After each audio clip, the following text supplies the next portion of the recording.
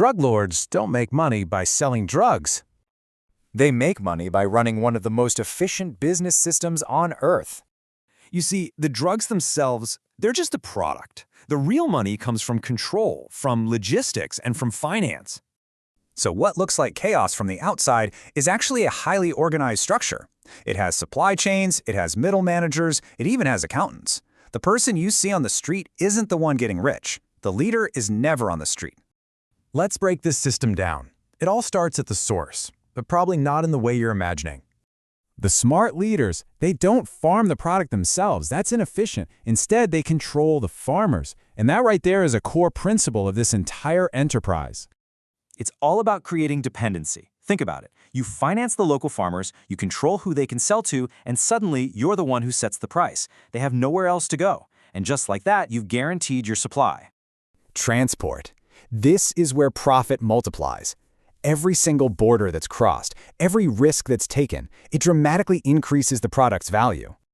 So a product that's worth, say, $1 in its raw form can become worth $100 by the time it reaches the street. Now, this isn't a random markup. It's a calculated pricing model. The logic is simple. The higher the risk, the higher the price. This is logistics, plain and simple. It involves managing a portfolio of different routes, bribing officials.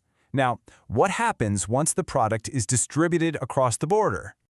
A central command doesn't handle every street deal. That's far too risky. Instead, they franchise distribution out to semi-independent groups. So if one of those cells gets arrested, the network survives. It's just corporate-style risk management.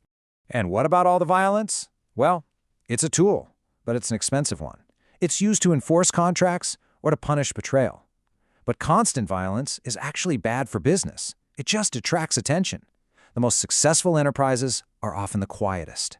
But all of this success, well, it creates one massive problem. And it's not law enforcement, it's not rival gangs, it's the success itself. Think about it. You can't just deposit millions of dollars in physical cash at a bank. You can't explain the income. That money is a liability until it's cleaned. And so the game shifts again. It's no longer about logistics. Now it's all about finance. And this part of the operation is often way more complex than moving the product itself. The whole method is about mixing that dirty money with clean revenue. So you use things like shell companies, fake invoices, businesses that handle a lot of cash, like restaurants or hotels, even large construction projects. Anything that can obscure where that money originally came from. Because the ultimate goal isn't just about being wealthy. It's about stability, legitimacy. Once the money's clean, it's not drug money anymore. It's just capital. It can be invested in real estate, transportation, anything legal. And this brings us to why this entire structure is so incredibly difficult to destroy.